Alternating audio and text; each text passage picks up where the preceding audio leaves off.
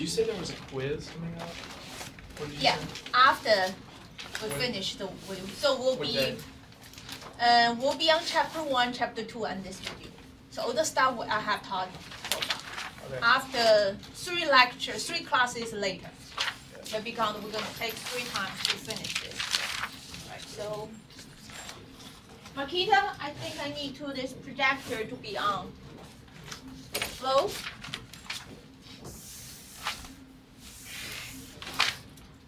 Where? Hello? Yeah. You guys there? Yeah, we're back. Okay, so should I push this on or not? Is Yeah, this turn this one on. From this side. here. Power? Yeah. Okay. Okay. How about this one? Should I click this on too? We got it. You got it this one? Yeah.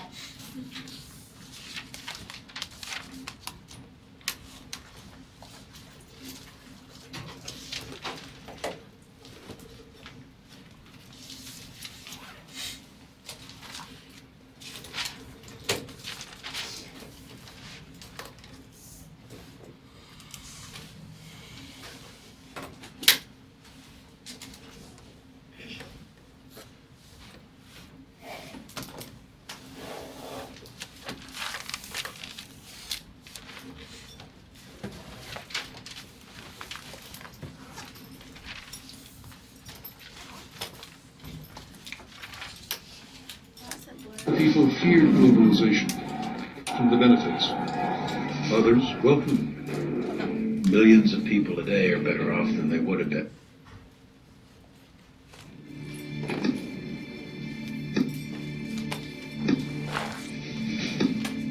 As the 20th century drew to its close and our new century began, the battle over the world economy intensified. Some people feared globalization and questioned the benefits. Others welcomed it. Millions of people a day are better off than they would have been without those trends and developments, without globalization. And very few people have been harmed by it. When the terrible events of September 11th seemed likely to drive the world deeper into a recession, new questions emerged about the perils of the new world economy. How can our now deeply interconnected world cope with a global downturn and rise above other crises? This is not clear.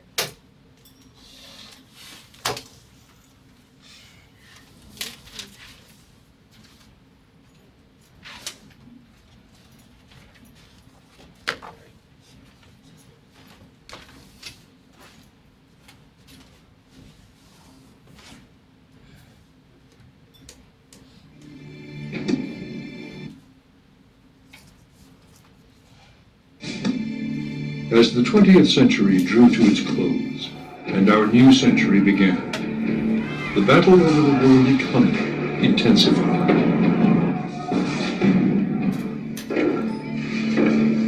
Some people feared globalization and questioned the benefits.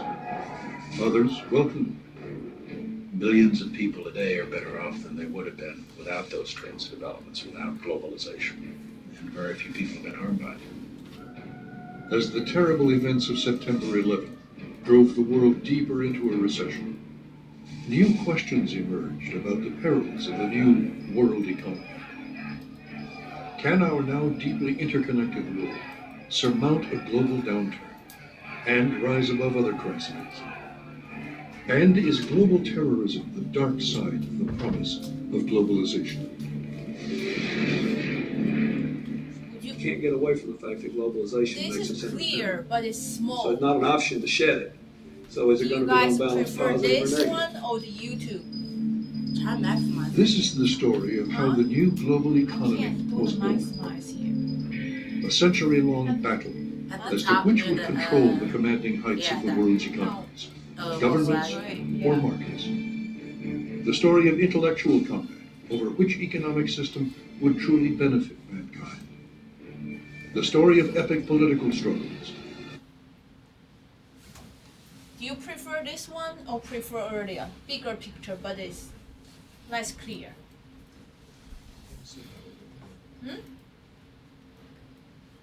It's your call. Bigger. Bigger one. Yeah. Now it's frozen. Can't you change the resolution on YouTube to like Of 1080? nations, and will determine the future of the planet. I'll try This new world economy is being driven by technological change and by political change, I want but to see none of it what's would have this happened one. without a revolution in ideas. Tonight, the battle of ideas that's with the A and then the ring around it? At? See, that's what I said. Kate.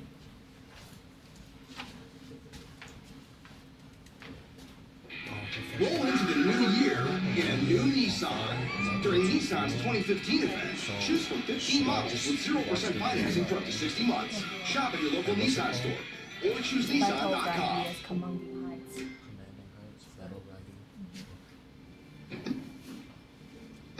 This time seems better, right? as the 20th century drew to its close and our new century began. The battle over the world economy. People feared globalization and questioned the benefits. Others welcomed it. Millions of people today are better off than they would have been without those trends and developments, without globalization. And very few people have been harmed by it. When the terrible events of September 11th seemed likely to drive the world deeper into a recession, new questions emerged about the perils of the new world economy. How can our now deeply interconnected world cope with a global downturn and rise above other crises? And is global terrorism the dark side of the promise of globalization? Can't get away from the fact that globalization makes us interdependent. So it's not an option to shed it. So is it going to be on balance positive or negative? This is the story of how the new global economy was Can you born. guys hear it? A century-long battle as to which would control the commanding heights of the world's economy.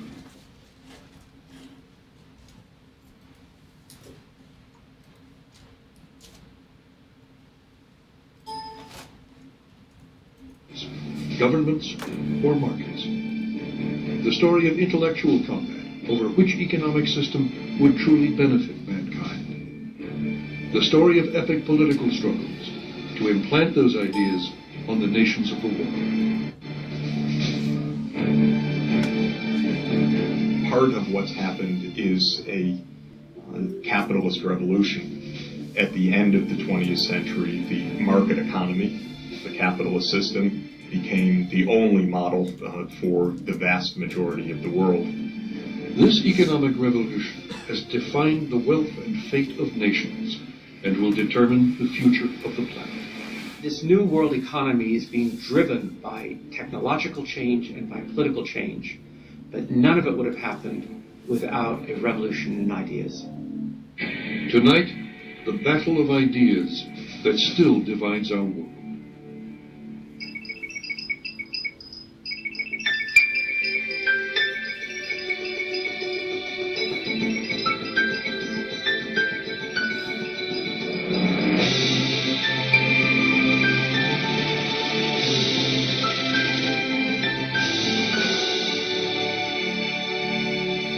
This program was made possible by EDS, offering business and technology solutions from strategy and implementation to hosting. EDS, managing the complexities of the digital economy. FedEx. Globality may be new to some, but to us, it's the way we do business.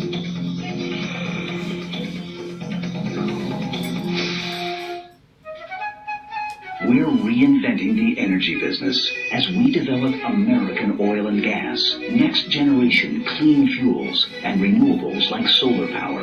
We're the people of BP. additional funding was provided by the Pew Charitable Trusts, the John Templeton Foundation, the Smith Richardson Foundation, the Corporation for Public Broadcasting, and by contributions to your PBS station from viewers like you. Thank you.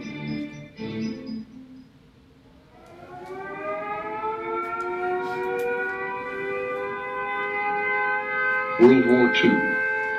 Sirens sound the alert. German bombers will pound another British city tonight.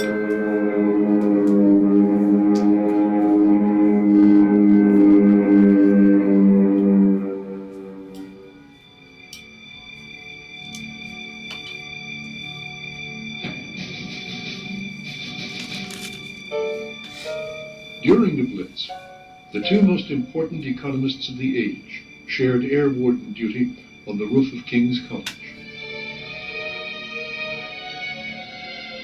An English gentleman and an Austrian exile, personal friends, but intellectual rivals.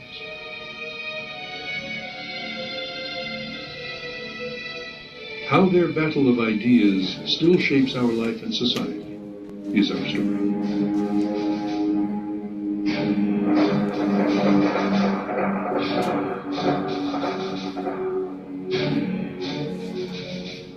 John Maynard Keynes helped the Allied governments defend freedom by planning their wartime economies.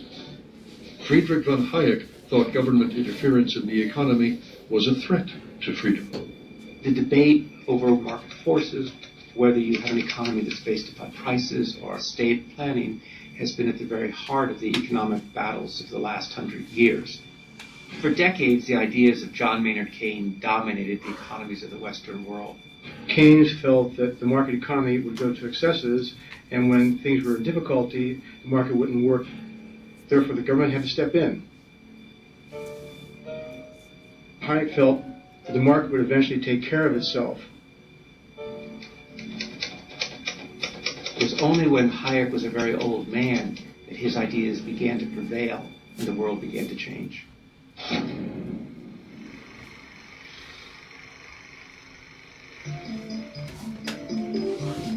At the start of the 20th century, Hayek and Keynes had witnessed the first age of globalization. Every day, life was being transformed everywhere. Technologies like the telegraph and the telephone revolutionized communications. Steamships and railways made the world a smaller place. Tens of millions migrated without the need for passports.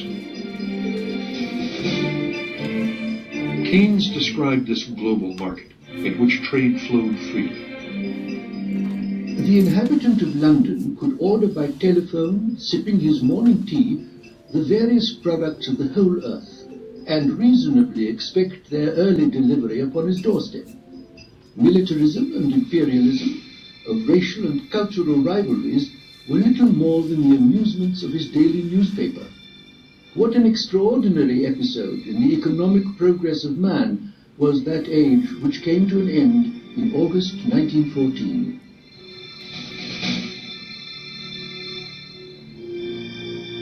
Hayek summed it up more succinctly. We did not realize how fragile our civilization was. The murder of an Austrian archduke by a terrorist triggered a world war. It would be almost 80 years before there was once again a truly global economy.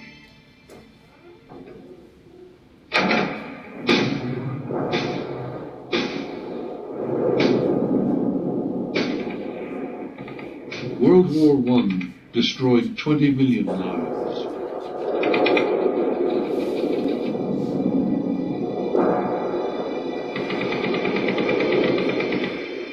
It laid a whole continent to waste. There was blood and carnage amidst the beauty of the Italian Alps, where the armies of Austria and Italy were fighting.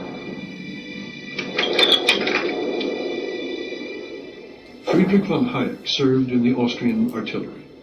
He was only 17 years old, still a schoolboy. The fighting was ferocious. He experienced retreat and defeat. The decisive influence was really World War I. It's bound to draw your attention to the problems of political organization. He vowed to work for a better world. The First World War was a cataclysm. People were disillusioned, people were bitter, they were looking for something better. Socialism, communism seemed to promise that better world.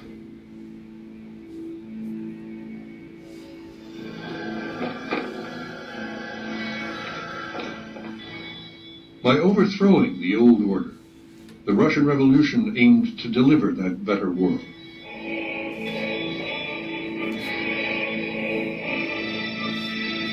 Inspired by the economic theories of Karl Marx, the Bolsheviks sought to smash capitalism. Lenin, the revolution's leader, urged the workers of the world to unite against the global economy. The revolution made trade, commerce, and private property criminal acts. Lenin promised to end the economic exploitation of man by man.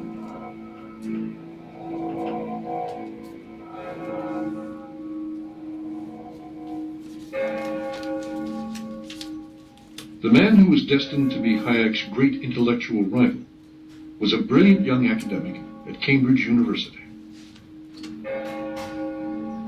But John Maynard Keynes was much more than that. He befriended writers and artists.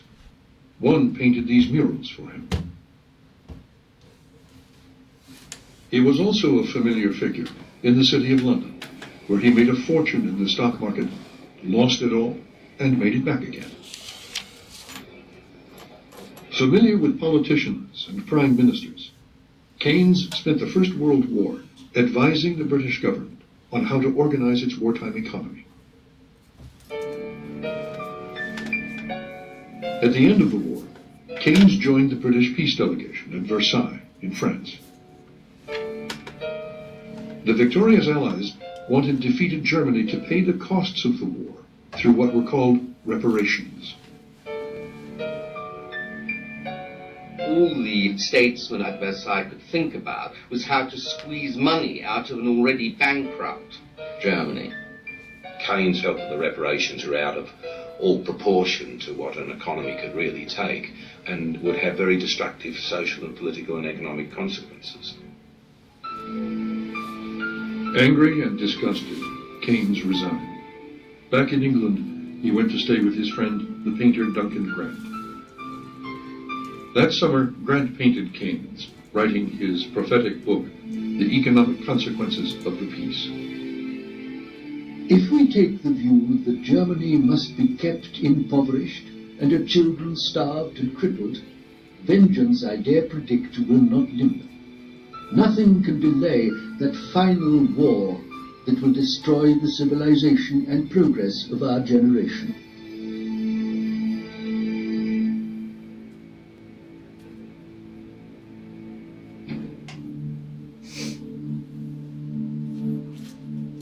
Austria had lost the war and its empire. Vienna was a cold and hungry city. Revolution was in the air.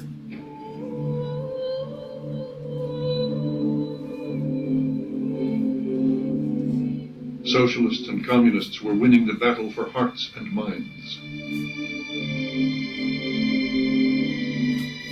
Young and idealistic, Friedrich von Hayek enrolled at the University of Vienna. It was during the war that I more or less decided to do economics. I really got hooked. Socialism seemed to promise a more just society. Albert Zlevinger, a former pupil and disciple of Hayek. He openly said that he at one time was a socialist of the mild sort, where concerns for the poor and concerns for fairness and equity would help to determine government policy.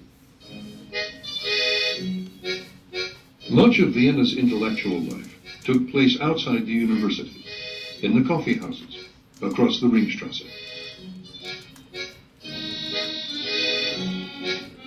There were informal seminars for those who loved discussion and argument.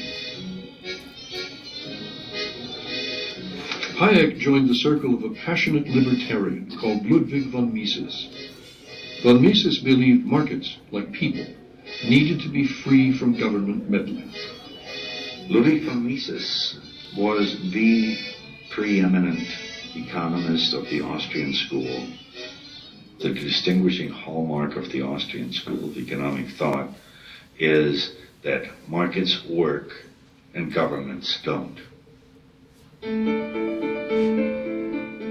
Von Mises predicted that the new Soviet socialist economy would never work, precisely because the government controlled wages and prices. What von Mises said is that the great flaw of socialism is that it doesn't have a functioning price system to send all the signals to consumers and producers as to what something is worth. That these prices are at the very heart of what makes a functioning economy work. You can think of them as traffic signals. And if you don't have them, what you get is a system that doesn't work, or you get chaos.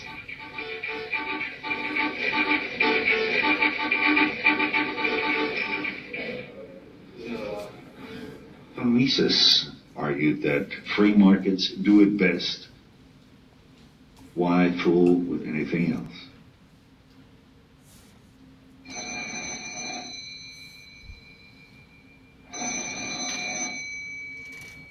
In Soviet Russia, it seemed as if von Mises' predictions were coming true. Lenin had abolished what he saw as the chaos of free markets. The state controlled the economy. Wages and prices were fixed. But the great Marxist experiment was in trouble. Lenin had an economic disaster on his hands. Soviet Russia was a grim place, haunted by cold, famine, hunger, and death. Lenin knew that he needed a different kind of policy, and he instituted what became known as the New Economic Policy. Lenin says farmers can sell their own goods and own their own land. He says that small businesses can operate, and you start to get an economic revival. Well, his comrades on the left attacked him viciously for selling out the principles of Bolshevikism and Marxism. And Lenin, who by this time had already had a stroke, was not well, nevertheless pulled himself up on the platform for one of the very last times in his life. And he was still the old Lenin. He was vitriolic, he was sarcastic. His critics, he said, were fools, were stupid, because the state, the government, the Bolsheviks, would control the overall economy. Steel, railroads, coal, the heavy industries, what he called the commanding heights of the economy.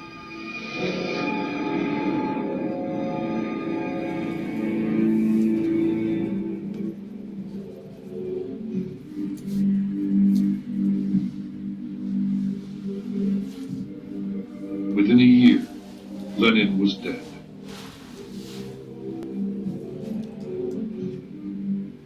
The mourners at Lenin's funeral believed that history was on their side.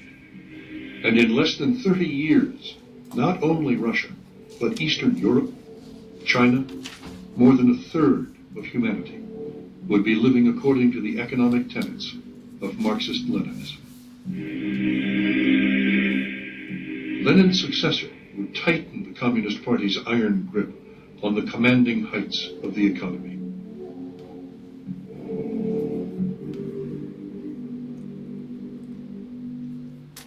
Joseph Stalin introduced central planning. Under him, the Communist Party planned and managed every aspect of the economy. While communism seemed to be forging ahead, capitalism looked to be doomed.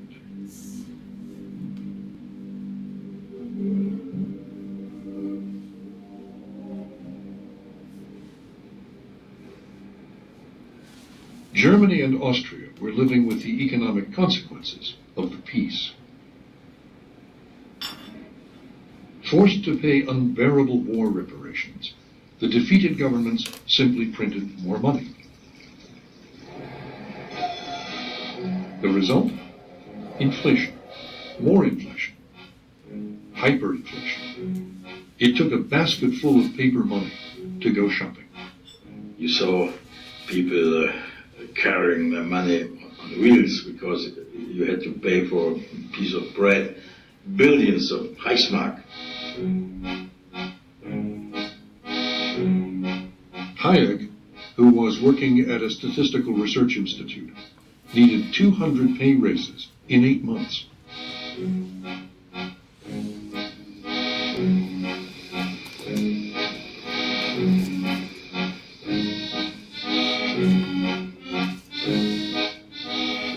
Money was cheaper than wallpaper. Million-mark notes lit stoves. Shoes that cost 12 marks in 1913 sold for 32 trillion marks in 1923. In Hitler's favorite beer keller, a glass of beer cost 1 billion marks. Hyperinflation wiped out the savings of the middle class. And that was one of the reasons for the success of the Nazis, of Hitler. They got support from these people who lost their fortunes. Hayek would always see inflation as an evil that corroded society and undermined democracy. The fight against inflation became a cornerstone of his economic philosophy.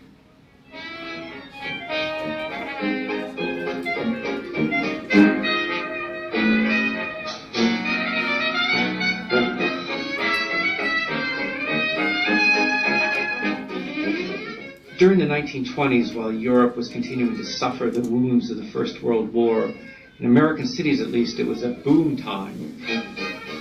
Americans were spending money, they were dancing, they were partying, they were buying cars,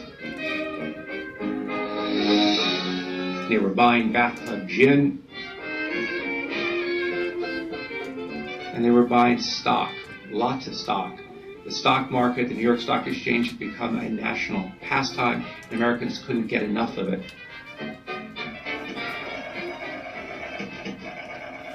And the favorite stock of the day were in these new radio companies.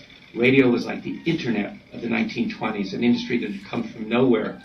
And the number one glamour stock was RCA, which in just a few years went from $1.50 a share to $600 a share. Americans couldn't get enough of it. It was a classic stock market bubble. Then, on Black Thursday, October 24th, 1929, the bubble burst. Prices plunged. The downward spiral proved unstoppable.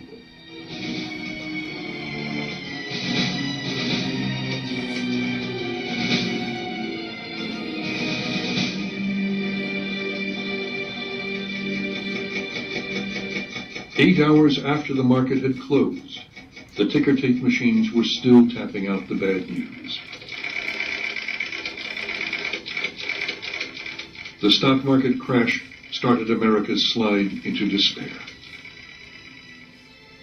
During the 30s here, it was a complete and utter collapse.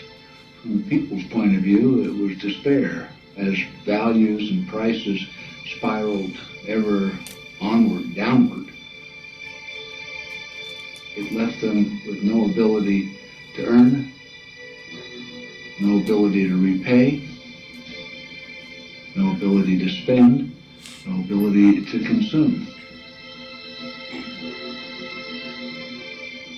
Everything went down. The farm implement sale, the clothing store, the merchant. Everything spiraled downward, and of course with it went the banks. People panicked. They rushed to withdraw their hard-earned savings.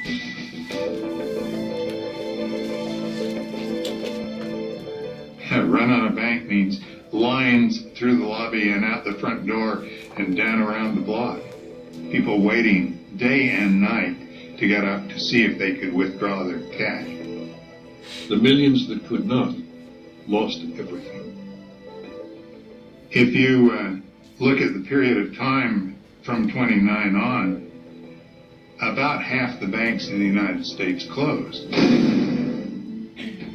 the government failed to halt the downward spiral. In fact, it made things worse. Private construction virtually ceases. Mills and factories shut down. Railroads come to a virtual standstill. Millions of Americans, men, women, and children, wait in the cold, on bread lines, in soup kitchens. 3 million Americans are ex-wage earners, unemployed. And the ranks of the unemployed are to soar to 15 million.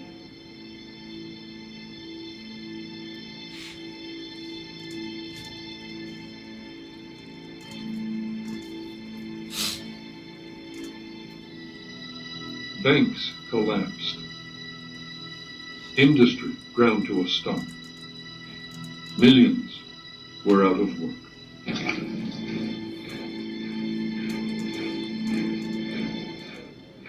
In Britain, working men, many of them war veterans, marched the length of the country to petition the government for the simple right to work. In Italy, Spain, and Germany, they marched to a different drum. With the failure of capitalism, fascism cast its shadow ever wider. John Maynard Keynes saw his nightmare coming true.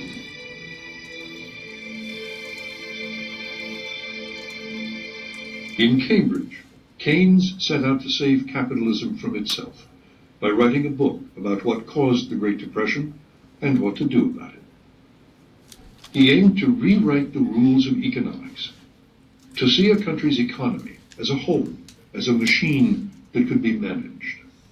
Keynes was the real inventor of macroeconomics. Concepts we take for granted today, like gross domestic product, the level of unemployment, the rate of inflation, all to do with general features of the economy, were invented by him.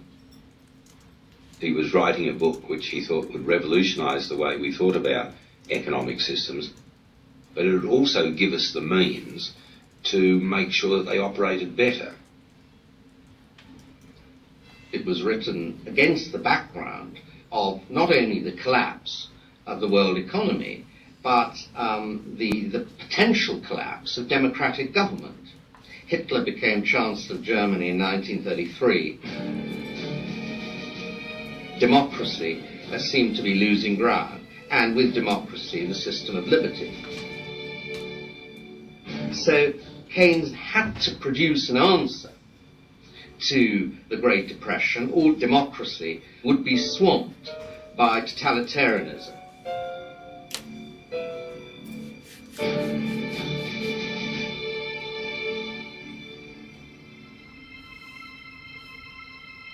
The new American president, Franklin Delano Roosevelt, was staring economic disaster in the face. His wife, Eleanor, described Inauguration Day as very, very solemn and a little terrifying. This great nation will endure as it has endured, will revive and will prosper. Roosevelt's voice of confidence rallied the nation. He then embarked on a whirlwind program of reform. For Roosevelt and the New Deal, it wasn't war. They were at war with the Great Depression.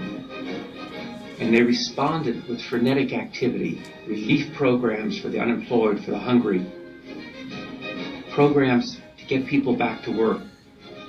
They built dams and highways and national parks. At the same time, they instituted a program of regulating capitalism in a way that had never been done before in order to protect people from what they saw as the recklessness of the unfettered market. Privately, Roosevelt feared the market system had failed. So he created an entire alphabet of new agencies to regulate banks, the stock market, capitalism itself.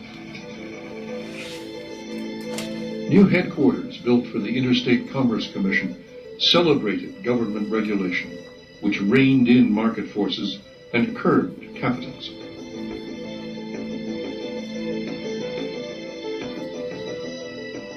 Under the New Deal, industry became subject to a host of new rules and regulations.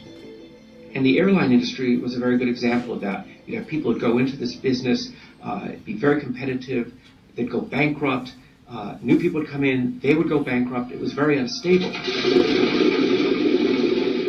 So the New Deal stepped in and said, we're going to stabilize this industry, we're going to set the prices that you can charge for tickets, we're going to tell you what routes you can fly. And with that system, they eliminated these very vicious cycles of boom and bust in the aviation industry. And in a sense, that was what they were aiming to do throughout the American economy.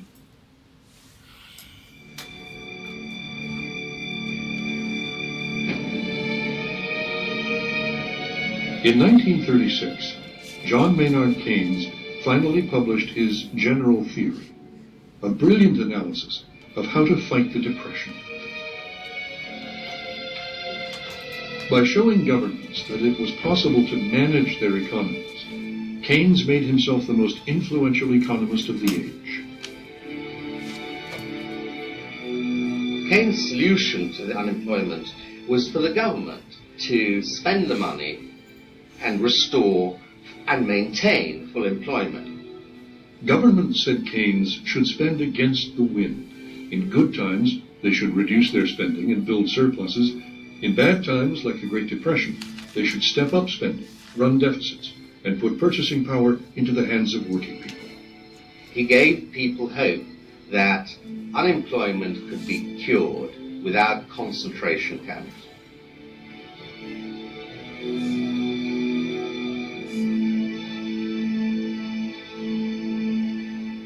Harvard University became an intellectual bridgehead for Keynes in America.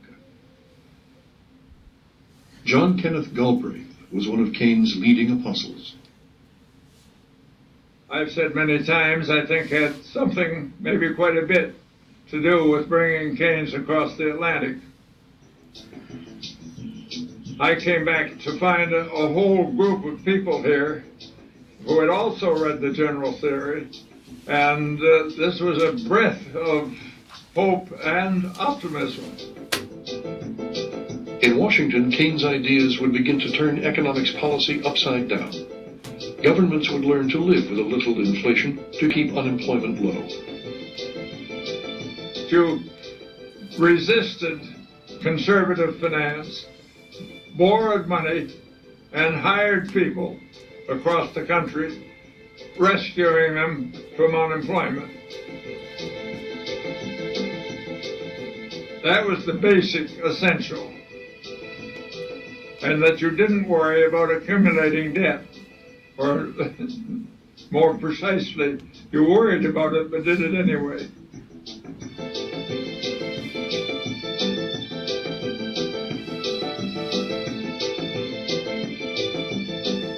Keynes' ideas began to gain ground.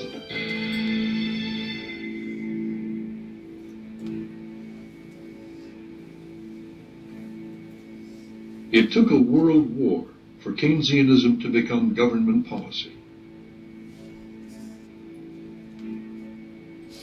As the U.S. government borrowed money and pumped it into the war effort, high unemployment ended and the Depression disappeared. Men and women to make the uniforms, machinists to make the guns and ammunition, auto workers to produce the jeeps and trucks, to build the ships and tanks, civilian soldiers to turn out the fighters, the bombers. In charge of wartime wage and price controls, John Kenneth Galbraith saw the economy rebound. One could not have had a better demonstration of the Keynesian ideas. And I think it's fair to say that as a young Keynesian in Washington, in touch with the other Keynesians there, we all saw that very clearly at the time. In a radio broadcast, Keynes expressed his hope that what worked in war would work in peace. If expenditure on armaments really does cure unemployment, the grand experiment has begun. Good may come out of evil. We may learn a trick or two which will come in useful when the day of peace comes.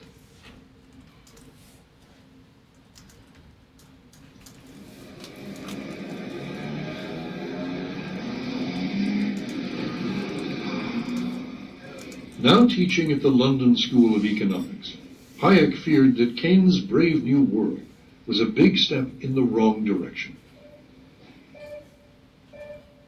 He attacked the growing consensus by writing The Road to Serfdom. Sarcastically dedicated to socialists of all parties, it was a popular success. There was even a cartoon version of it. Its message was simple and direct. Too much government planning means too much government power. And too much government power over the economy destroys freedom and makes men slaves. For Hayek, central planning was the first step to a totalitarian state. Well, Hayek thought that since freedom was an absolute, you must let a competitive system just work itself out. And if at times that meant there was considerable unemployment, well, that's what you had to put up with. Hayek always rejected macroeconomics. He rejected any government intervention during the Great Depression itself. Whereas Keynes was an activist, said in the long run we're all dead. And in the long run, if we allow things to go on without remedy, we get lots of Hitlers, lots of wars, lots of Stalins. Now, who was right? Most people would have agreed with Keynes when he wrote this to Hayek. What we want is not no planning or even less planning. We almost certainly want more. In the battle of ideas, Hayek was on the losing side. I had a fairly good reputation as an economic theorist in 1944 when I published The Road to Serfdom.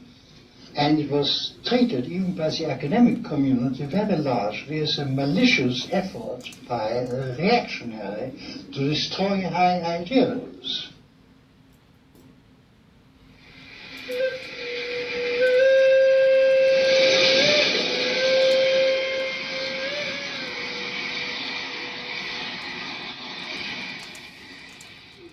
With the world at war, Keynes traveled to Bretton Woods and a Grand Resort hotel. Here, delegates gathered from all over the world to organize the post-war economy.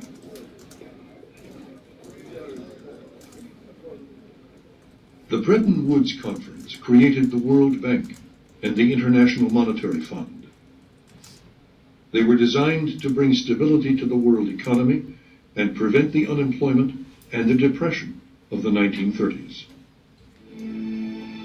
Keynes' idealism and humanity were an inspiration. There has never been such a far-reaching proposal on so great a scale to provide employment in the present and increase productivity in the future. And I doubt if the world yet understands how bigger things we are bringing to birth. Keynes did not have long to live. Ill and overworked, his health gave way, but his reputation and influence outlived him. When Keynes died, Keynes and I were the best-known economists. Then two things happened. Keynes died and was raised to sainthood, and I discredited myself for publishing The Road to Serfdom. And that changed the situation completely. And for the following 30 years, it was only Keynes who counted, and I was gradually almost forgotten.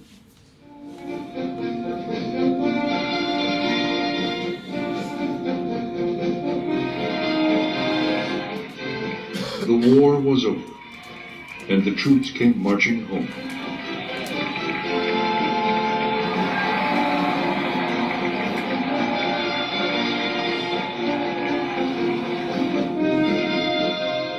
The final summit conference of the three wartime allies took place in a palace in the Berlin suburb of Potsdam. Truman, Churchill, and Stalin came to plan the peace and to redraw the map of Europe. Their different economic systems offered alternative paths to prosperity, but the Great Depression continued to cast its long shadow. There's no doubt that at the end of World War II, there was a tremendous loss of faith in the market economy. You had a feeling in large parts of the world, we don't want to go that way. We want to go a better way.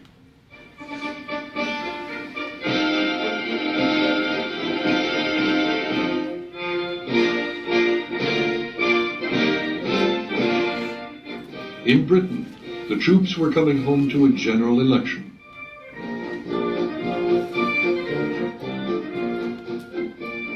Well, I came back in a troop ship in the summer of 1945. I was a pilot in the Royal Air Force, and I was picked as a 19-year-old to be the Labour candidate. All these soldiers all said, never again, we're never going back to unemployment, Great Depression, to fascism, to rearmament. We want to build a new society.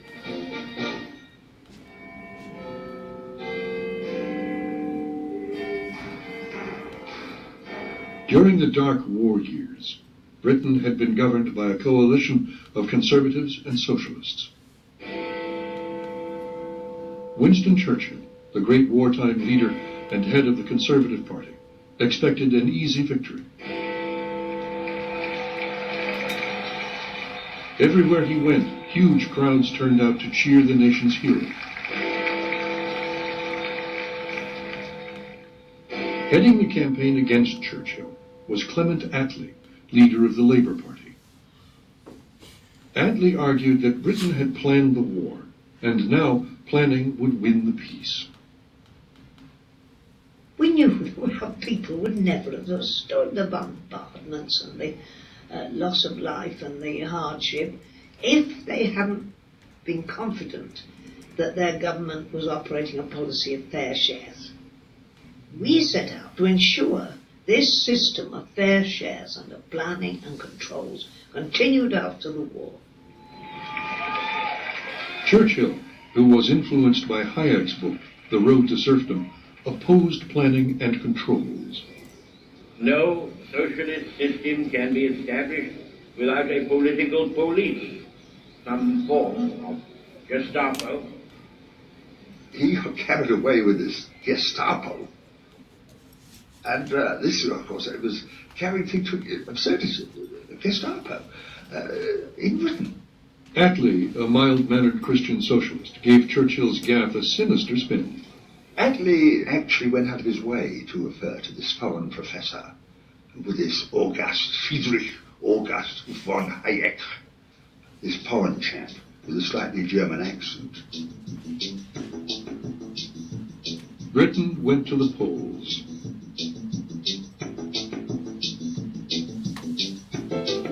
The result was sensational.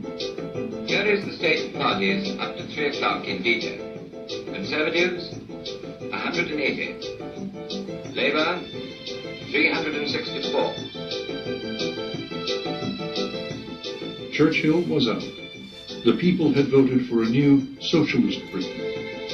The Labour Party swept to power simply because the vast majority of people, particularly those men and women in the fighting forces who lived through the dreadful depression years of the 30s, just said, Churchill's done a fine job of war leader, but we don't trust him to win the peace.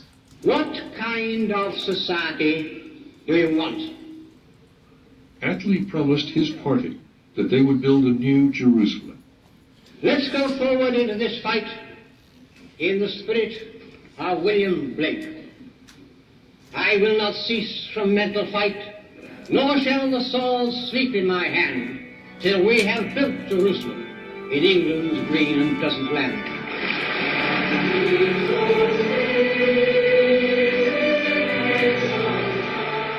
William Blake's hymn, Jerusalem, became an anthem for the labor movement.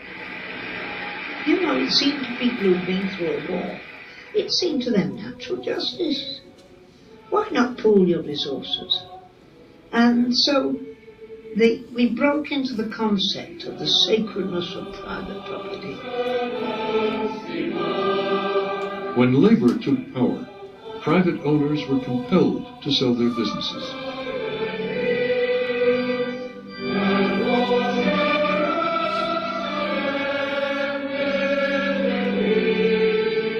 Labor created a mixed economy in which newly nationalized industries coexisted with private enterprise.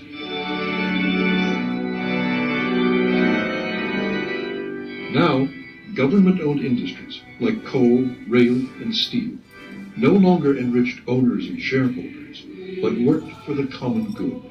So it was an act of regeneration, of renewal. That was the hope.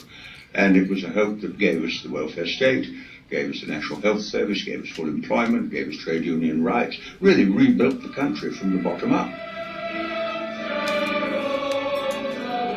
The welfare state provided care, free of charge, from womb to tomb. Nobody, rich or poor, would need to fear poverty, ignorance, unemployment, ill health, or old age. And people said, this is better than allowing a lot of gamblers to run the world where they're not interested in us, but only in profit.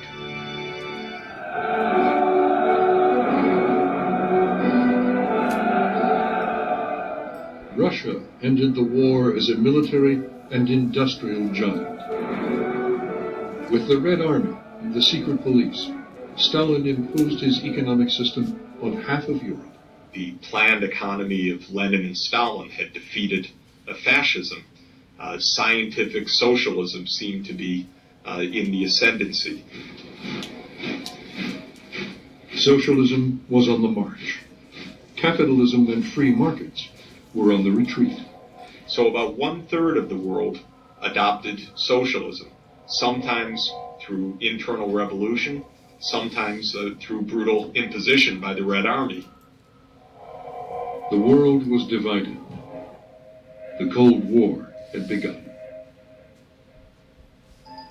Okay, well, we'll stop here. Okay, I don't want to. Switzerland, 1947. But he... Anybody write down that? Switzerland, 1947? Okay, so we'll continue next class, okay? And next class, I'm going to bring a DVD, so you'll have better experience watching this. Okay, but how do you guys like it so far? It's interesting, right?